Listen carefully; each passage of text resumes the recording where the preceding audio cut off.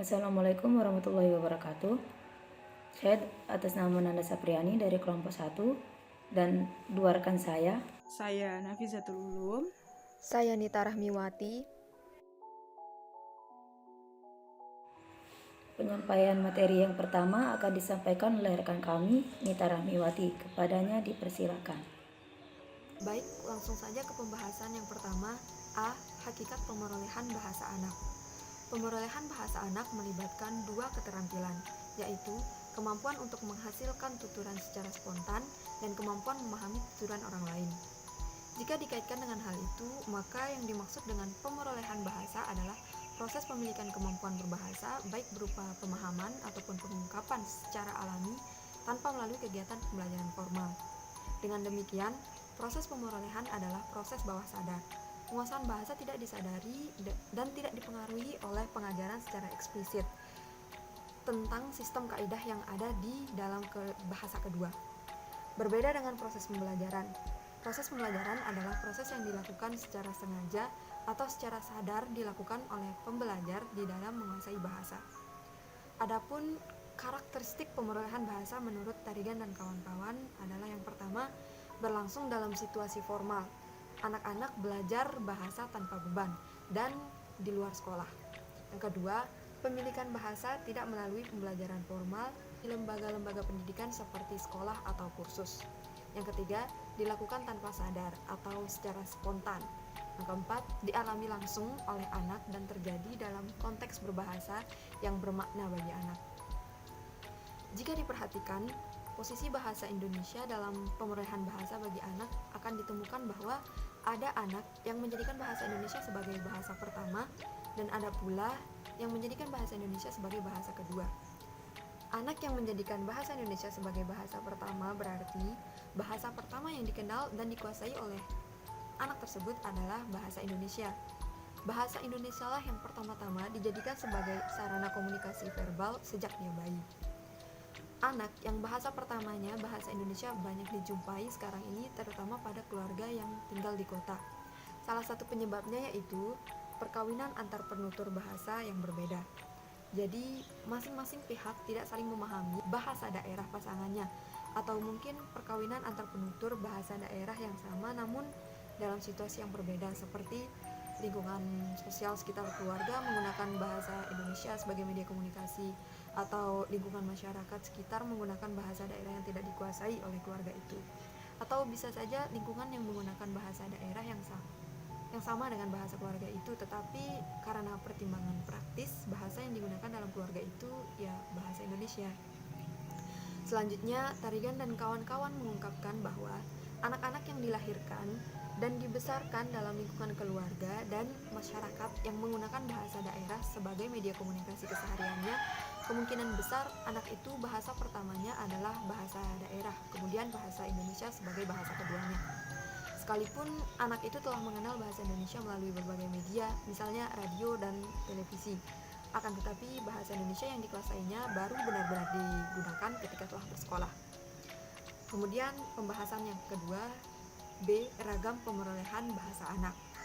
Ragam atau jenis pemerolehan bahasa anak menurut Tarigan dapat ditinjau dari berbagai sudut pandang, antara lain berdasarkan bentuk, berdasarkan urutan, berdasarkan jumlah, berdasarkan media, dan berdasarkan keaslian seperti terdapat pada slide. Nah, jika diperhatikan bahwa memang terdapat beberapa istilah pemerolehan bahasa dari segi bentuk, urutan, dan keaslian, tetapi dalam pengertian hampir sama.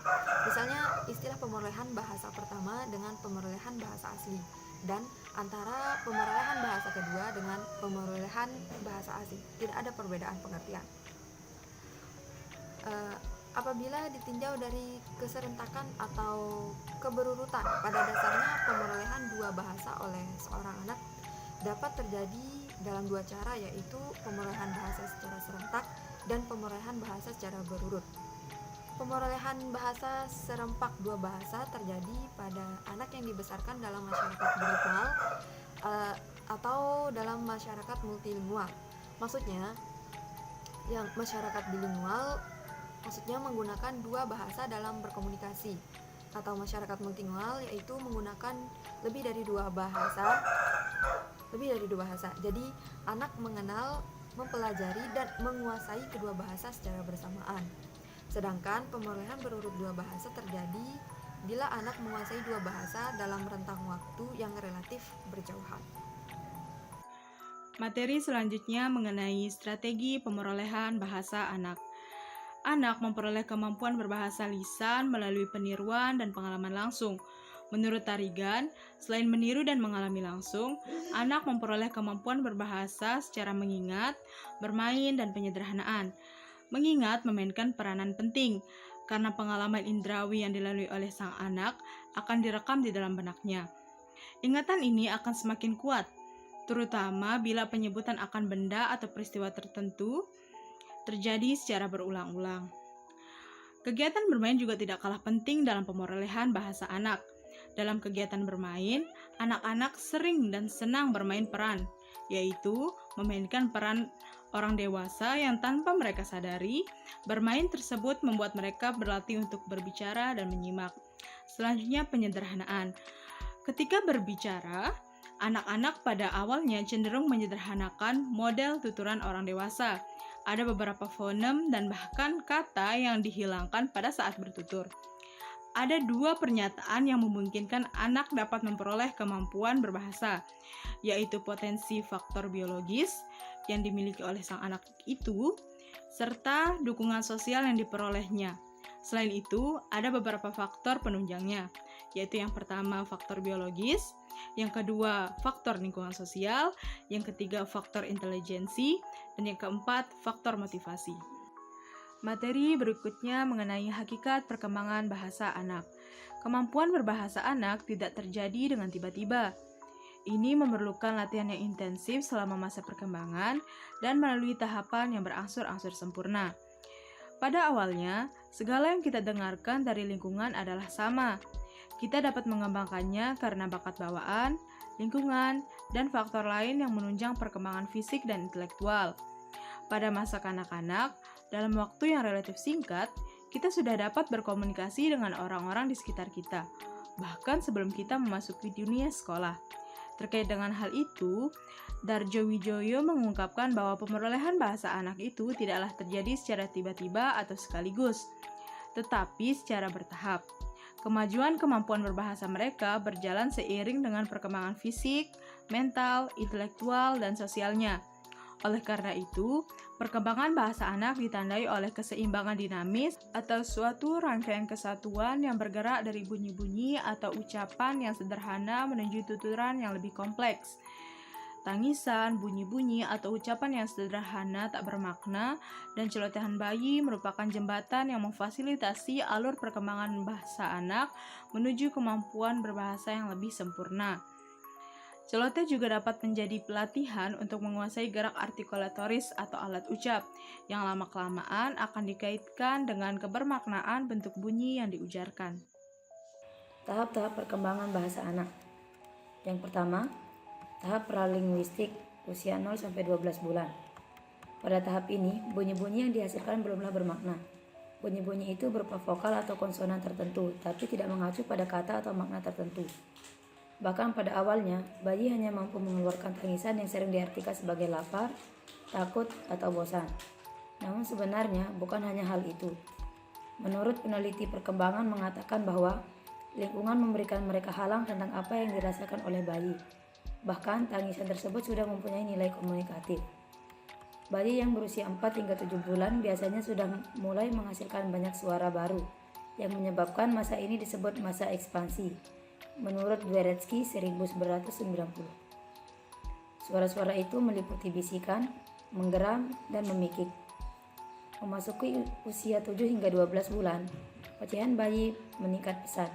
Sebagian mulai mengucapkan suku kata seperti dadada atau mamama. Tahap 1 kata, usia 12 hingga 18 bulan. Dalam tahap ini, anak sudah mulai belajar menggunakan satu kata yang memiliki arti yang mewakili seluruh idenya. Satu kata mewakili satu bahkan lebih frasa atau kalimat. Contoh, juju sambil memegang baju. Ini maksudnya mau memakai baju atau ingin menunjukkan kalau ini baju saya. Selanjutnya, bum bum sambil menunjukkan motor. Ini biasa berarti itu motor atau saya mau naik motor.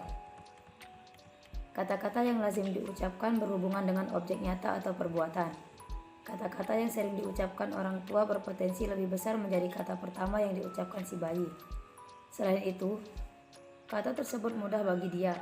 Misalnya kata papa, sangat mudah diucapkan karena mengandung fonem A.